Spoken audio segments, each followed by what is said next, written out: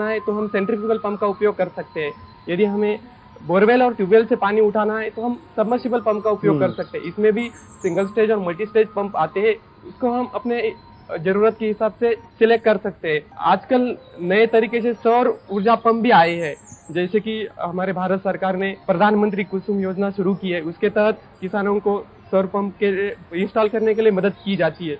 तो सौर पंप का भी उपयोग हम पानी को उठाने के लिए कर सकते हैं। तो मखाना की फसल के लिए बताया जाए तो इसके लिए स्वच्छ और मीठा जल चाहिए, यानी कि उसका पीएच और इलेक्ट्रिकल कंडक्टिविटी देखी जाए तो इसका पीएच लगभग न्यूट्रलिटी के आसपास मीन्स 6.5 से लेके 8 तक होना चाहिए। वही इलेक्ट्रिकल कंडक्टिविटी 0.5 डीसी साइमन पर मीटर के कम होनी चाहिए। उसको जांचने के लिए हम जो आजकल अवेलेबल है पीएच मीटर और इलेक्ट्रिकल कंडक्टिविटी मीटर, उसका इस्तेमाल कर सकते हैं।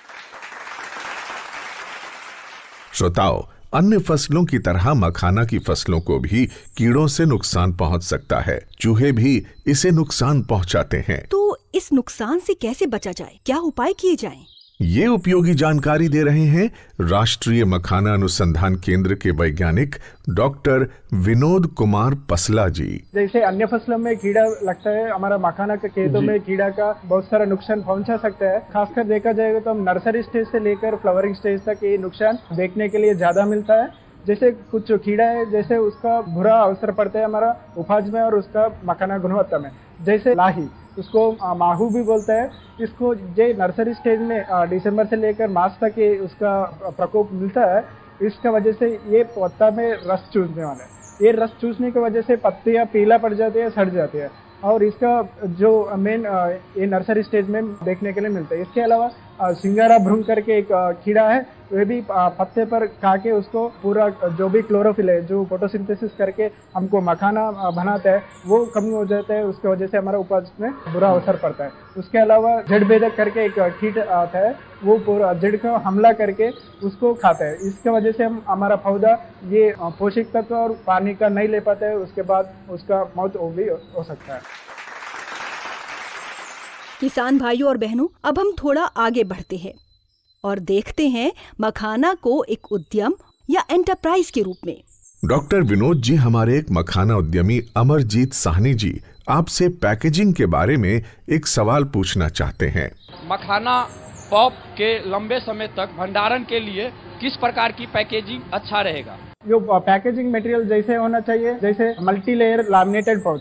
इसमें क्या होता है, डिफरेंट लेयर्स ऑफ पाउच होता है। ऊपर का हिस्सा पॉलीथिलीन का बना हुआ होता है, अंदर का एल्यूमिनियम फॉइल जैसे होता है, जिसका वजह से वो नमी नियंत्रित होता है और उसका कीड़ा की अटैक भी रोक सकता है। इसके वजह से हम लंबे समय तक स्टोर कर सकते हैं। इसके अलावा एक वैक्यूम सील है। वैक्यूम सील मतलब उसका पैकेट के अंदर से पूरा हवा निकल के हम मखाना स्टोर करते तो हम लंबा समय तक स्टोर कर सकते हैं। इसके अलावा जो एडिशनल प्रोटेक्शन के लिए सिलिका जेल पैकेट और ऑक्सीजन अब्जॉर्बेंट जो प्राणवायु है, वो पैकेट में डालेगा तो उसका पूरा प्राणवायु ऑब्जर्व कर लेगा। जब कीड़ा को प्राणवायु न मिलेगा वो उधर ही मर जाएगा, क्योंकि उसका लंबे समय तक हम भंडारण कर सकते हैं। श्रोताओं, आपने सुना होगा कि मखाना के मूल्य वर्धन या वैल्यू एडिशन में इसकी बाजार कीमत बढ़ जाती है, उद्यमियों का लाभ भी बढ़ जाता है। तो क्या है ये वैल्यू एडिशन? इस सवाल का जवाब दे रहे हैं राष्ट्रीय मखाना अनुसंधान केंद्र के प्रधान वैज्ञानिक डॉक्टर राजेश कुमार। अगर हम केवल मखाना को पॉलिश कर देते हैं और सफेद रंग का ज्यादा दिखने लगता है तो उसकी वैल्यू 10% के करीब बढ़ जाती है और इतना ज्यादा पैसा मिलता है। फिर दूसरा आता है उसको अलग अलग साइजेस में ग्रेड करने का, जैसे कि हमें पता है 4 सूता प्लस, 5 सूता प्लस, 6 सूता प्लस। चूंकि गुणवत्ता में कोई फर्क नहीं आता लेकिन देखने में अच्छा लगता है, तो इसलिए जो कस्टमर पे कर सकता है वो उसका ज्यादा पैसा देने को तैयार हो। तो केवल ग्रेडिंग करने से ही हम एक्सपोर्ट मार्केट में इसकी कीमत तकरीबन 2200-2300 रुपया किलो। तीसरा एस्पेक्ट आता है, अगर हम प्रोडक्ट के रूप में ले आए, के साथ और सारे मसाले मिलाए जाए, थोड़ा सा तेल मिलाया जाए, उसको पैक किया जाए और कंज्यूमर तक पहुंचते हैं, तो ये एक नए तरह का वैरायटी होती है, नए तरह का प्रोडक्ट है, मार्केट में अवेलेबल है। हमारा संस्थान ICAR के कई संस्थान पर काम भी कर रहे हैं और अलग अलग ट्रेनिंग ऑप्शन भी देते हैं। अब हमारे साथ जुड़ रहे हैं राष्ट्रीय मखाना अनुसंधान केंद्र के प्रधान वैज्ञानिक डॉक्टर राहुल कुमार राउत। डॉक्टर साहब, पोषण के नजरिए से मखाना में ऐसी क्या खूबियां हैं जो इसे सुपर फूड बनाती हैं? पहला है इसमें कि प्रोटीन की मात्रा इसमें अच्छी होती है। जैसे मखाना में, लावा में लगभग 9.7% प्रोटीन होती है, तो इससे हमारा जो डेली प्रोटीन इनटेक है वो पूरा किया जा सकता है। इसके साथ इसमें और एक मानक होता है जिसको हम बोलते हैं ग्लाइसेमिक इंडेक्स। ये जिस प्रोडक्ट में जितना कम होता है तो हम डायबिटिक पेशेंट को इसका सजेस्ट कर सकते हैं। तो मखाना एक डायबिटिक पेशेंट के लिए एक अच्छा डाइट के हिसाब से इस्तेमाल किया जा सकता है। और इसमें फाइबर कंटेंट भी ज़्यादा होता है, जिससे कि कॉन्स्टिपेशन का इशू जिनको है उनके लिए हम वो फूड सजेस्ट कर सकते हैं। तो ये कुछ हेल्थ बेनिफिट्स हैं। डॉक्टर राहुल, मखाना और इसके उत्पादों का लंबे समय तक भंडारण कैसे करेंगे? क्या उपाय करने चाहिए? मखाना कोई भी खाद्य उत्पाद जब होता है तो हमें ये ध्यान रखनी चाहिए कि उसकी गुणवत्ता और उसका जो शेल्फ लाइफ होता है, मतलब उसका क्वालिटी ज्यादा दिन तक बनी रहे, उसके लिए उसका सही से स्टोरेज होना जरूरी है। तो जहाँ पे हम उसको स्टोर कर रहे हैं तो वो जगह एक तो साफ सुथरी होनी चाहिए, वहाँ पे जैसे चूहा या कोई भी ऐसे कीड़े वगैरह का कॉन्टेमिनेशन ना हो। उसके साथ वो एक शुष्क जगह होनी चाहिए, क्योंकि नमी के वजह से भी खाद्य उत्पाद डैमेज होते हैं। तो जैसे मखाना की बात है, जो लावा होता है उसमें काफी मॉइस्चर कम रहता है, तो हमें ये भी इंश्योर करना चाहिए कि स्टोरेज के समय वो बाहर के नमी ना सोख ले, जिसकी वजह से वो क्रिस्पी नहीं रहता, नरम हो जाता है। तो उसके लिए अच्छे पैकेजिंग का इस्तेमाल कर सकते हैं, एयर टाइट पैकेज इस्तेमाल कर सकते हैं, उसको वैक्यूम पैकिंग भी कर सकते हैं जिसके उसका शेल्फ लाइफ भी बना रहे और उसकी ताजगी मेंटेन रहे। उसके साथ जो वैल्यू एडेड प्रोडक्ट्स बनते हैं तो उसका एक्सपायरी डेट के अंदर ही हमें उसको इस्तेमाल करना चाहिए। किसान भाइयों और बहनों, मखाना को एक सफल उद्यम के रूप में पहचान दिलाने वाले उद्यमी मनीष आनंद जी हमारे साथ हैं। आप इनसे सवाल पूछ सकते हैं। तो पहला सवाल पूछ रहे हैं किसान भाई बुटाई मुखिया जी।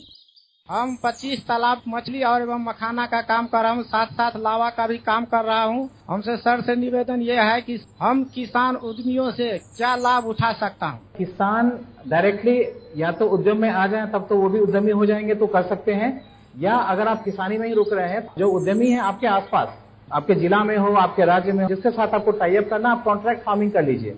तो उससे क्या हुआ कि आपको पता रहे कि मुझे ये श्योर पैसा मिल रहा है। एक तो ये तरीका है। दूसरा, आप तो मखाना इससे मिलना चाहिए कि इसका विदेशों में बहुत ज्यादा भारी मांग है ऑर्गेनिक मखाना के लिए, तो आप लोग ऑर्गेनिक खेती कीजिए तो आपको ज्यादा पैसे मिलेंगे। तीसरा क्या है, उद्यमी के साथ मिलकर ट्रेसेबिलिटी रिपोर्ट होता है। अगर सपोज कोई पैकेट यूएस में बिक रहा है या बॉम्बे या दिल्ली बिक रहा है तो पता होगा बायर को, कंज्यूमर को, कि वो किस खेत से बन के आया है, उसका वैल्यू चेन क्या है। तो इससे इसका एक फायदा हो जाता है। दूसरा, जो नए किसान आने वाले हैं, जिनको पता नहीं, अभी फर्स्ट टाइम करेंगे, तो उनको ये नहीं पता है कि हम इसको बेचेंगे कहाँ पे। तो उस केस में भी अगर आप किसी उद्यमी से टच में रहते हैं तो आप उनके साथ कांटेक्ट कर सकते हैं। आपको हैंड होल्डिंग करके आपका जो बाय प्रोडक्ट है बता सकता है क्या करना है। दूसरा, अगर आप उनसे उद्यमी से टच में रहते हैं तो मार्केट में क्या आने वाला है, किसान को हो सकता है उसकी जानकारी नहीं हो। जब वो उपज बेच ले तब पता चलेगा ये तो हमने सस्ते में बेचा या हमने बहुत महंगे बेच दिया। श्रोताओ, अपने स्वास्थ्य लाभों के कारण मखाना का बाजार देश विदेश में फैल रहा है, मांग बढ़ रही है। इस बाजार के बारे में सही जानकारी देने के लिए हमारे साथ जुड़ रहे हैं राजीव रंजन झा जी, जो एक सफल उद्यमी हैं। सबसे पहले तो हम जहाँ पर बैठे हुए हैं इस रीजन को बोलते हैं मिथिलांचल। शरद पूर्णिमा का दिन होता है, उस दिन पूरा मिथिलांचल में सबसे ज्यादा कंजम्पशन एक दिन में, एक रात में होता है मखाना, उसको कोजगरा बोलते हैं। उसके बाद बिहार से सटे हुए राज्य जो हैं, बंगाल हैं, यूपी हैं, जहाँ पर होती है, देश की मैं बात कर रहा हूँ।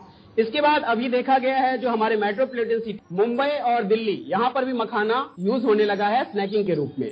आगे चलते हैं, नया राज्य जो कुछ जुड़े हैं इसमें, उसमें गुजरात और साउथ के कुछ राज्य जुड़े हैं, वहाँ पे भी मखाना पहले से ज्यादा कंज्यूम होने लगा है। अब हम बात करते हैं अंतर्राष्ट्रीय बाजार की। तो अंतर्राष्ट्रीय बाजार में सबसे ज्यादा अगर कंजप्शन देखा गया है, यूएस सबसे ज्यादा कंज्यूम करते हैं, यूके हैं। तो इस तरह से देखा जाता है जो राष्ट्रीय और अंतर्राष्ट्रीय मार्केट दोनों ही 10 से 15% के एवरेज से बढ़ रहे हैं।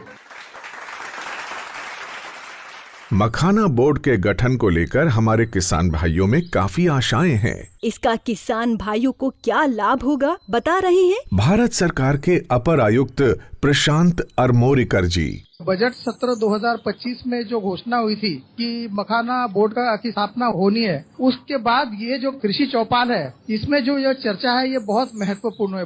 ये नीतिगत फैसले लेने में इसमें एक किसान और वैज्ञानिकों के बीच में जो चर्चा हुई है, उसके माध्यम से भी नीतिगत फैसले लिए जाएंगे। दूसरी बात मैं आपको यह बताना चाहता हूं कि जलवायु परिवर्तन को ध्यान में रखते हुए मखाना में उत्पादकता बढ़ाने के लिए जो तकनीकी इंटरवेंशन की जरूरत है और इसके लिए बहुत सारे रिसर्च अनुसंधान की जरूरत है अभी, जिसके लिए ICAR को अनुसंधान की तरफ ध्यान देना होगा। और तीसरी महत्वपूर्ण बात, भारत सरकार की सारी योजनाएं ऐसी है कि जिसमें कृषि का उत्पादन कैसे बढ़े और किसानों की आय में वृद्धि कैसे हो, इस पर निरंतर चर्चा होती है और हमारे सारे जो कार्यक्रम है किसान कल्याण के, इसी पर आधारित है। मैं आपको बता दूं कि भारत में 730 से ज्यादा जिलों में कृषि विज्ञान केंद्र भी है और एग्रीकल्चर टेक्नोलॉजी मैनेजमेंट एजेंसी आत्मा भी है। डॉक्टर राजेश जी, एक सवाल है आपसे। मिथिला अंचल के मखाने को भारत सरकार की ओर से क्या कोई विशेष पहचान दी गई है? GI टैग जैसी कोई व्यवस्था है क्या?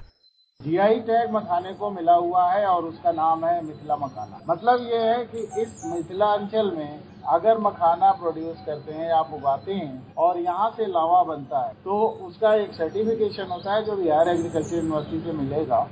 वो अगर आप लगाते हैं उसके साथ, तो ये आपकी पहचान, अगर अमेरिका में वो मिल जाता है तो उस पर लिखा हुआ रहेगा कि ये मिथिला मखाना है और मिथिलांचल से है, तो ये आपकी पहचान को वहाँ तक पहुँचाता है।